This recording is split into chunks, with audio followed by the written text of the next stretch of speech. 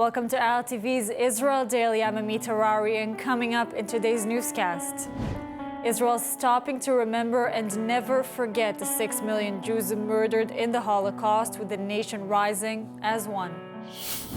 Meantime, ILTV sitting down with chairman of the Yad Vashem directorate.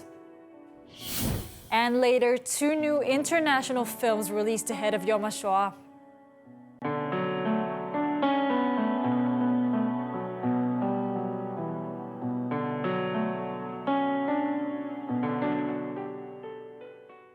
Tonight and for the next 24 hours, Israel stops to remember the Holocaust. Yom Hashoah will be marked by sirens blaring tomorrow morning, with the nation rising as one, remembering the 6 million victims of the Holocaust Memorial Day. ILTV's Steve Leibovich reports. The Holocaust, known in Hebrew as the Shoah, was the mass genocide of European Jews during World War II. Between 1941 and 1945, Nazi Germany and its collaborators systematically murdered about 6 million Jews, about 2/3 of the European Jewish population.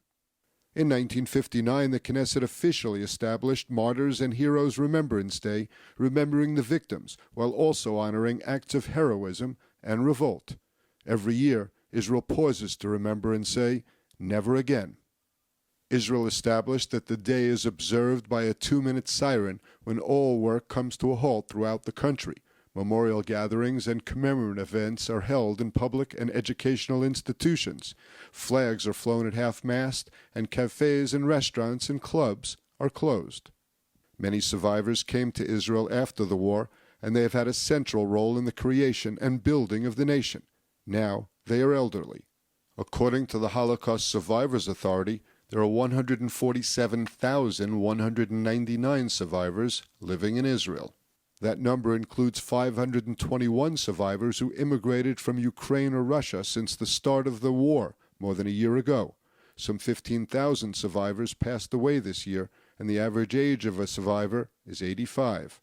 About 30,000 survivors are over 90, and 462 have passed the 100 mark. The youngest survivor is now 76 years old. Israel is home to survivors from many countries, all subject to Nazi atrocities. 2/3 are from Europe and the former Soviet Union. In addition, 27,765 survivors are from Morocco and Algeria, where they suffered discrimination and harassment under Nazi-allied Vichy government. Holocaust Memorial Day in Israel, remembering the victims, never again.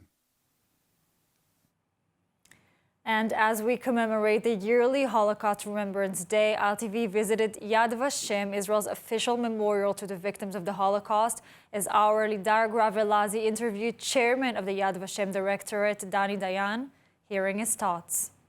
So thank you so much for taking the time to speak with us today. A pleasure to be here again. So on this eve, we're commemorating the Holocaust and the 6 million Jews that perished, at a time when once again we're seeing alarming rates of anti-Semitism globally. So on this eve, what is your message to the world? First of all, you are factually right. When I arrived to New York to serve as an Israeli diplomat, I thought that anti-Semitism will be in a low place in my agenda. But during my 4-year term in New York, actually during a period of less than 2 years, 15 Jews were murdered, not attacked, murdered, assassinated in the United States in anti-Semitic attacks in Pittsburgh, Poway, California, Jersey City, Muncie. So it's evident that anti-Semitism is rising its ugly head again. Now, we are not in Europe of the 1930s. No, thank God there is a big difference between the situation right now and the situation then. But there is one difference between the generation of the 1930s, Jewish and non-Jewish, and our contemporary generation. And that difference is that we have the experience they didn't have. We know it can happen. We know that if anti-Semitism is not confronted vigorously, forcefully, with determination, and defeated, when it is small, it can develop into monstrous dimensions, and it will be then too late to stop it. So, in my view, when leaders of the world come to Yad Vashem and say never again, I tell them never is now.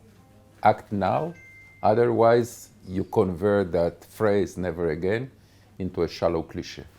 And do you believe that Holocaust education is the key to combating anti-Semitism? Holocaust education is a part of education against anti-Semitism. Is necessary, is indispensable, but it's not enough. We need more than that.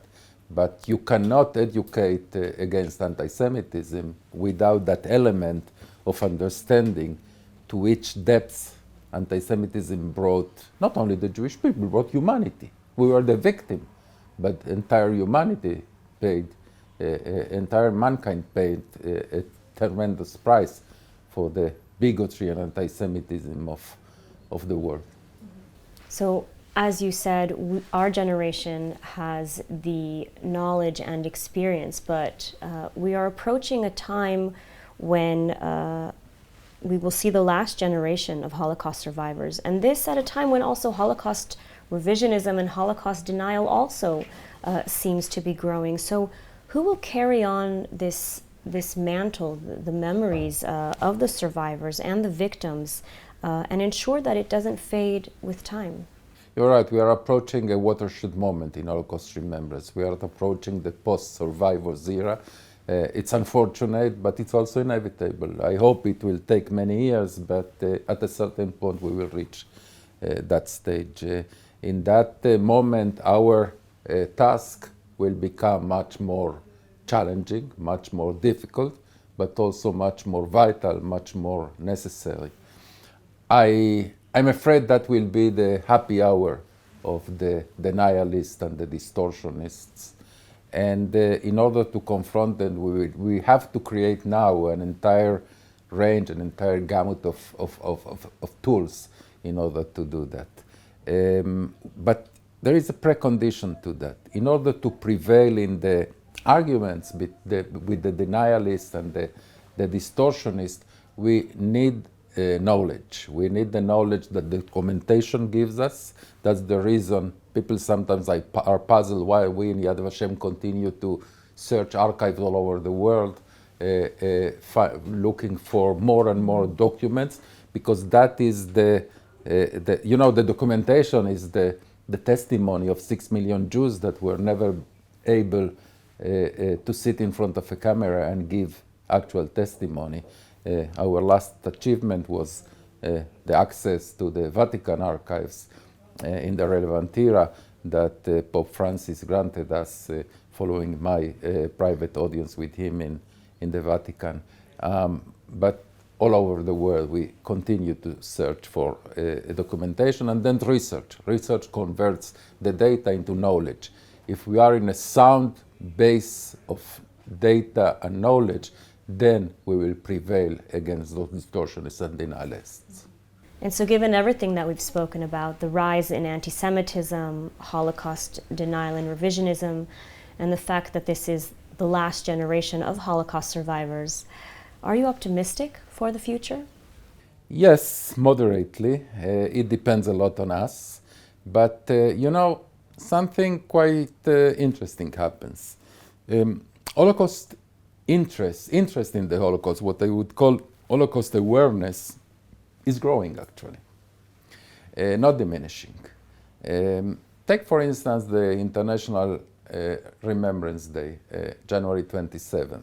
It didn't exist in the 70s, 80s or 90s of the previous century. It was established in the 21st century. IRA, the International Holocaust Remembrance Alliance, that includes scores of nations, of governments, was established in the 21st century. It didn't exist in the 20th century. A conference like the conference that the Prime Minister of Sweden, from all people, convened in Malmö in Sweden in 2021 with world leaders to talk about Holocaust remembrance is a new phenomenon, and it will have a follow-up this year in Toledo, Spain. So I think that even, in a negative way, the war of propaganda between Russia and Ukraine, in which both sides use motives that are linked to the Shoah, even if sometimes they misuse them, shows that the Shoah, the Holocaust, is relevant, is in the world stage. The way I met during the last year, leaders all over the world, in the Vatican, in Berlin, in Vienna, in Buenos Aires, in Vilnius, the heads of government of all those countries. Why? Not because I am Dani Dayan, because I head Yad Vashem, which is the flagship organization of Holocaust remembrance. So Holocaust remembrance is actually growing and is now in a central place in the diplomatic arena. And let's hope it continues to stay that way. Dani Dayan, thank you so much for taking the time to speak with us today. Thank you.